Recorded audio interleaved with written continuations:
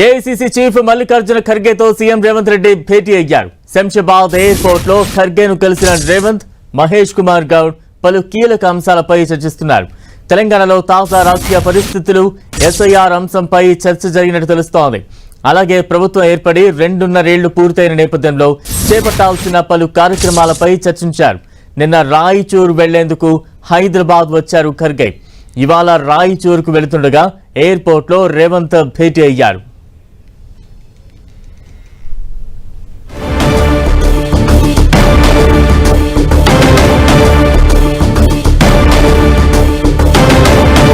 ఖర్గేతో రేవంత్ భేటీపై మరింత అప్డేట్స్ అందించేందుకు ప్రతినిధి ప్రతాప్ సిద్ధంగా ఉన్నారు. ప్రతాప్.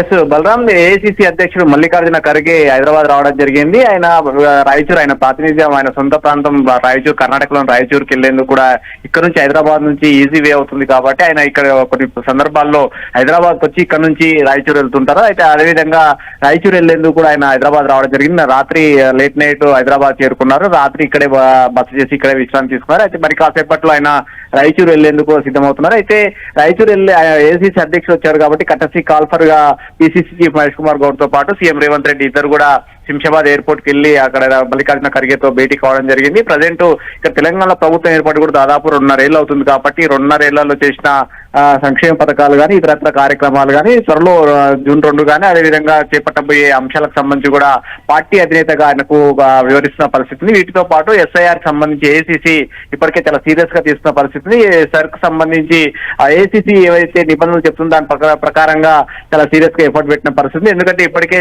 కొన్ని రాష్ట్రాల్లో పశ్చిమ బెంగాల్ కానీ ఉత్తరప్రదేశ్, గుజరాత్ అట్లా కొన్ని రాష్ట్రాలకు సంబంధించి ఒక వర్గం ఓట్లు కానీ కాంగ్రెస్ సానుభూతి పరంగా ఉండే ఓట్లను తొలగించే ప్రయత్నం చేస్తున్నట్టు కూడా కొద్దిగా అనుమానాలు వ్యక్తమవుతున్న నేపథ్యంలో దీని పట్ల జాగ్రత్తగా ఉండాలని కూడా చెప్తున్న పరిస్థితి. దీంతో పాటు ఇప్పటికే ఏఐసీసీ నుంచి కూడా ఎక్స్పర్ట్స్ 3 వచ్చి కూడా ఇప్పటికే ఇక్కడ మాస్టర్ ట్రైనర్స్ కూడా ట్రైనింగ్ ఇవ్వడం జరిగింది. గాంధీ భవన్ వేదికగా 2 రోజుల పాటు జరిగిన ఈ కార్యక్రమం కూడా ఏఐసీసీ నుంచి వచ్చిన ప్రత్యేకంగా వాళ్ళంతా ట్రైనర్స్ కూడా ఇక్కడ ట్రైనింగ్ ఇవ్వడం జరిగింది. ఏ విధంగా ఉంటుంది ఏంటనే దానికి సంబంధించి ఆ అంశాలన్నిటి కూడా ఖర్గేకు సీఎం రేవంత్ రెడ్డితో పాటు పిసిసి చీఫ్ పార్టీ అధినేతగా కూడా ఆయన వివరిస్తున్న పరిస్థితి. మరి మొత్తం ఈ అంశాలతో పాటు ఇతరత్ర అంశాలకు సంబంధించి పార్టీలో ప్రజెంట్ ఉన్న సిచ్యువేషన్ కానీ ఇక్కడ తెలంగాణలో చోటు చేసుకుంటున్న రాజకీయ పరిణామాలన్నిటి కూడా ఖర్గేకు వివరిస్తున్నట్టుగా కూడా తెలుస్తుంది. మరి కాసేపట్లో ఆయన ఇక్కడ నుంచి రాయచూరుకు హెలికాప్టర్ ద్వారా రాయచూరుకు వెళ్లే అవకాశం ఉన్నట్టు కూడా పార్టీ వర్గాలు చెప్తున్నాయి. బలరాం, అంటే ఇంకా ఎవరెవరు ఈ భేటీలో ఉన్నారు సీఎం రేవంత్ రెడ్డితో పాటు?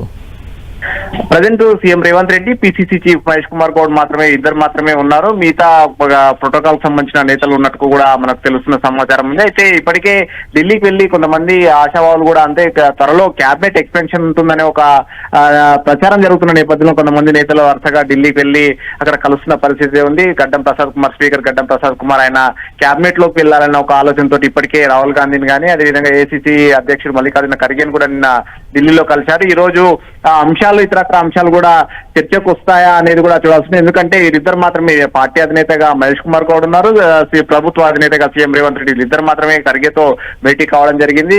ఈ అంశాలు కూడా చర్చకి ఏమైనా వచ్చే అవకాశం ఉంటుందా? త్వరలో మరోసారి కూడా వీరంతా కూడా ఈ ఆవిర్భావ దినోత్సవం సందర్భంగా జరిగే కార్యక్రమాల్లో అయిన తర్వాత మరోసారి కూడా CM Revanth Reddy, PCC chief కూడా ఢిల్లీ వెళ్తారని కూడా ఒక చర్చ జరుగుతుంది. కాబట్టి దానికి సంబంధించిన తేదీలు కానీ ఇతరత్ర వాటిపైన కూడా ఖర్గే టైం తీసుకునే అవకాశం ఉంటుంది. పార్టీ అధినేతగా ఆయన టైం తీసుకొని వారితో కూడా చర్చించే అవకాశం ఉన్నట్టు కూడా తెలుస్తుంది. ఎందుకంటే ఇప్పటికే కర్ణాటకకు సంబంధించిన ఇష్యూస్ కూడా సంబంధించి మనం సిద్ధరామయ్య ముఖ్యమంత్రి పదవి నుంచి తప్పుకొని డీకే శివకుమార్ కు బాధ్యతలు అప్పగించడం, డీకే శివకుమార్ సోమవారం అంటే 3న బాధ్యతలు కూడా తీసుకుంటున్న పరిస్థితి ఉంది. కాబట్టి ఖర్గే డీకే శివకుమార్ బాధ్యతలు తీసుకున్న తర్వాత ఫోకస్ తెలంగాణ పైన పెడతారని కూడా ఒక చర్చ జరుగుతుంది. కాబట్టి ఇక్కడ ఉన్న క్యాబినెట్ లో ఉన్న మంత్రులు కూడా ప్రక్షాళన జరిగే అవకాశం ఉంటుందని కూడా ఒక చర్చ జరుగుతుంది. పనితీరు ఆధారంగా కానీ సామాజిక సమీకరణాలు అదేవిధంగా పార్టీ ఈక్వేషన్స్ వీటన్నిటిని కూడా దృష్టిలో పెట్టుకుని కూడా ఈ సమీకరణాలు జరిగే అవకాశం ఉందని ఒక చర్చ కూడా జరుగుతున్న నేపథ్యంలో ఇవన్నీ కూడా